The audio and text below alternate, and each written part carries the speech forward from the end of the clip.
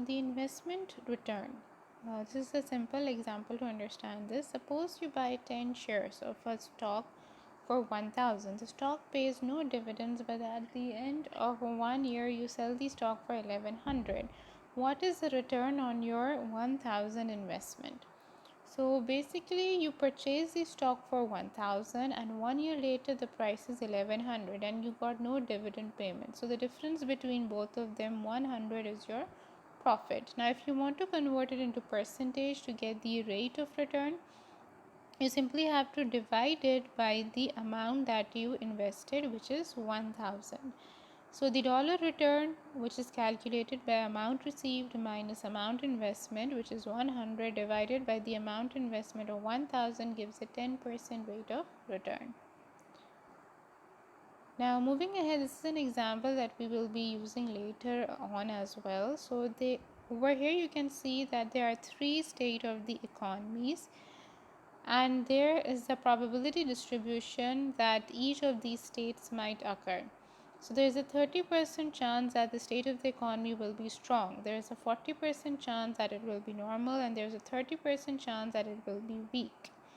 And if the economy is strong, then you have two companies over here. One is Martin Products and the other is US Water, and both of their expected returns are provided to you.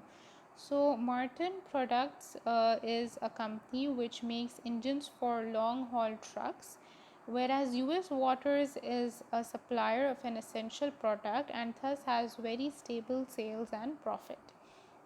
So if you look at Martin Product, if the economy is performing strong, they will have an 80% expected return. And if it is normal, it is expected that the return will be 10%. If it's weak, then it is expected that they will have a negative 60%, which means that they will have a loss over here. US Water, whereas if the economy is performing strong, will give a 15% expected return. If it's normal, it will give a 10% expected return. If it's weak, it will give a 5% expected return.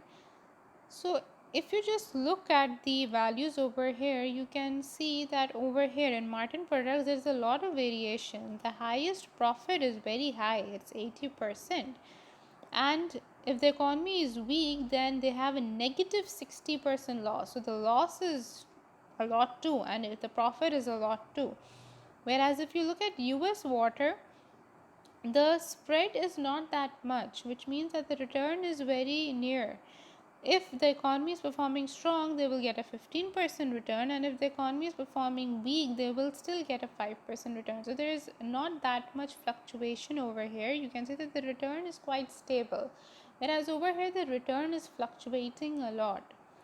So this actually gives you a hint about the risk. So this tells you that the US Water's risk level is less and the Martin Products risk level is higher.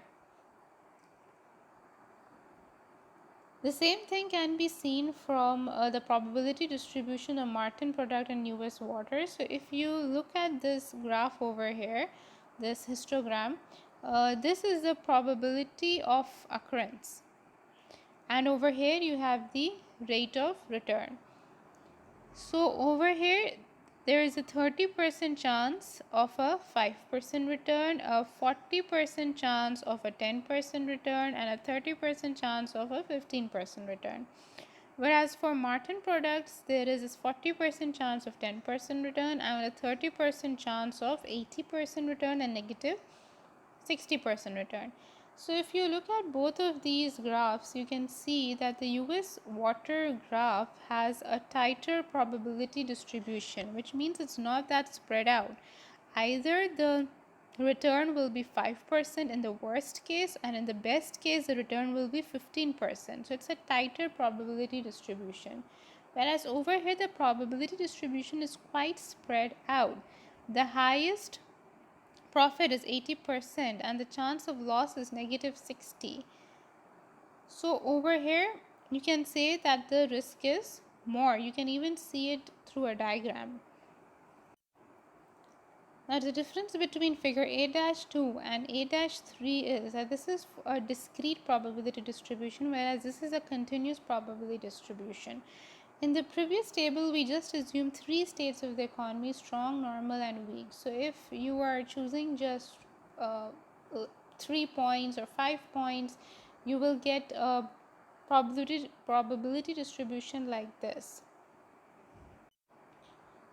But if you select more points, because there can be unlimited number of possibilities in between, from a deep depression to a fantastic boom. So if you look at more events that might occur, then you might create a continuous probability distribution, which means you have taken more probabilities over here. So even if you have drawn that, you can see more clearly that US water has a very tight probability distribution.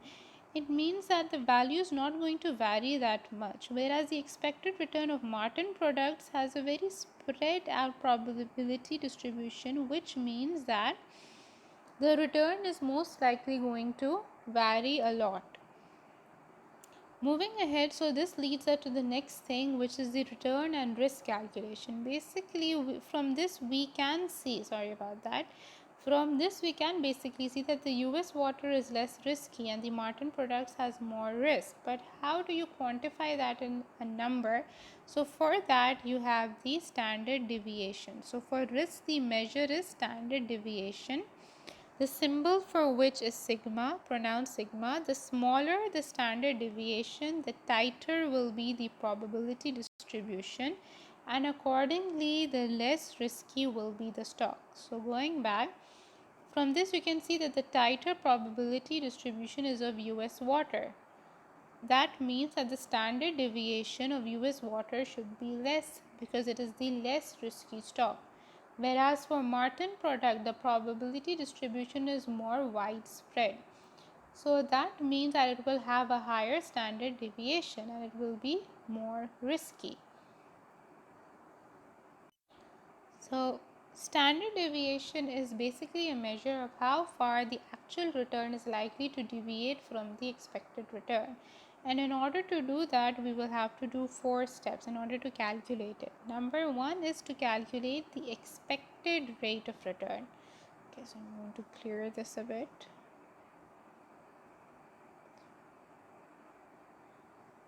So yeah, I need to erase this.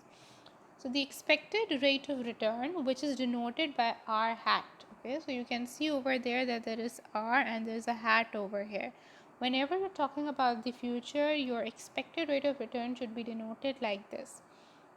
P stands for probability and R stands for return of each stock. This is also the probability of each state. Now step number 2 is to subtract the expected rate of return from each possible outcome. So Ri stands for the each possible outcome and R hat is the expected rate of return. You subtract this for each and every return, you will get the deviation. The next step is going to be to take the square of the deviation. So you're going to take the square of this deviation and then multiply it by each and every probability and you need to sum it up. This will give you the variance. Once you have the variance, the next step is to take the square root. So this gets cancelled off and you get the standard deviation. So we will go through all of these 4 steps in an Excel sheet.